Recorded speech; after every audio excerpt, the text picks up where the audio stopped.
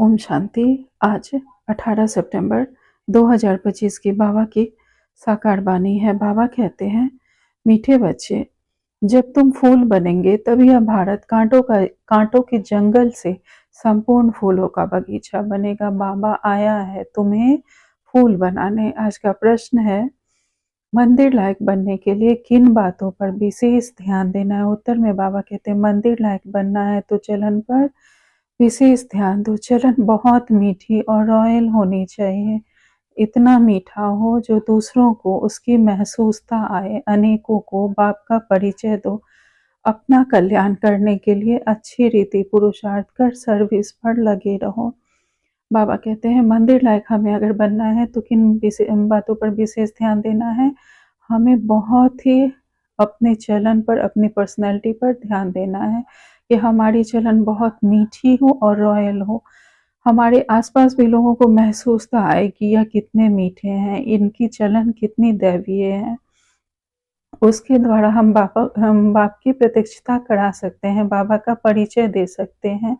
तो बाबा कहते हैं, अपना कल्याण करने के लिए अच्छी रीति पुरुषार्थ कर सर्विस पर लगे रहो। आज का गीत है, बदल जाए दुनिया न बदलेंगे हम। ओम शांति।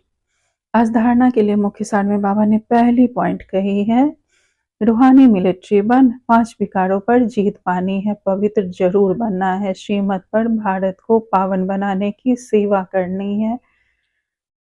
बाबा कहते हैं, हम सब बाबा के बच्चे रूहानी सेनानी हैं, तो हमें 5 विकारों पर जीत जरूर पानी है और पवित्र जरूर बनना है।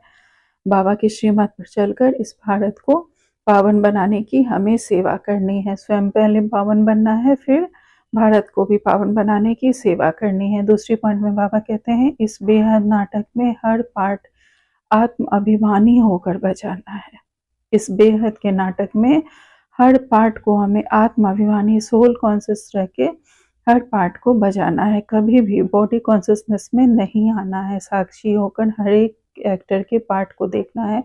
अगर किसी बात में क्या क्यों आता भी है, किसी तरह की बात भी, परिस्थिति भी आती है, तो हमें ये सोचना है कि यह वही करने के लिए, इसका ड्रामा में वही पार्ट है, यह वही करने के लिए आया है, तो हमें उसके पार्ट को साक्षी होकर देखना है, उसमें फंसना नहीं है। आज बाबा ने हमें वरदान दिया है, सदा खुशी व मौज की स्थिति में रहने वाले कंबाइंड स्वरूप के अनुभवी भव। विस्तार में बाबा कहते हैं, बाप दादा बच्चों को सदा कहते हैं, बच्चे बाप को हाथ में हाथ देकर चलो, अकेले नहीं चलो। अकेले चलने से कभी बोर हो जाएंगे, कभी किसकी नज़र भी पड़ जाएगी। बाप के साथ कंबाइंड हो, इस स्वरूप का अनुभव करते रहो तो माया की नज़र नहीं पड़ेगी और साथ का अनुभव होने के कारण खुशी से मौज से खाते चलते मौज मनाते रहेंगे। धोखा व दुख देने वाले संबंधों में फंसने से बच जाएंगे।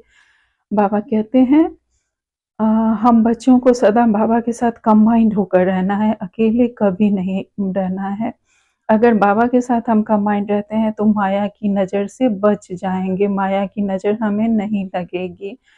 तो बाबा कहते हैं कि सदा साथ का अनुभव होने से हम खुशी से मौज में खाते पीते मौज मनाते रहेंगे और हमारा पुरुषार्थ चलता रहेगा, करते रहेंगे।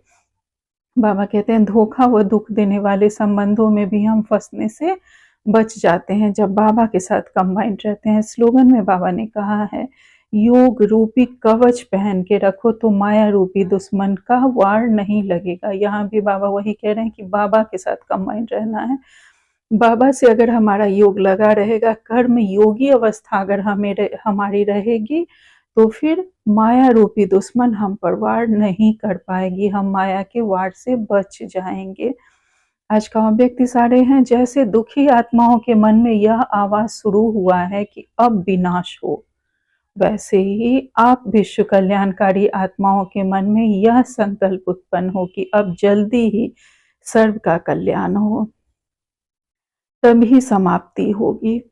विनाशकारियों को कल्याणकारी आत्माओं के संकल्प का इशारा चाहिए, इसलिए अपने एवर रेडी बनने के पावरफुल संकल्प से ज्वाला रूप योग द्वारा विनाश ज्वाला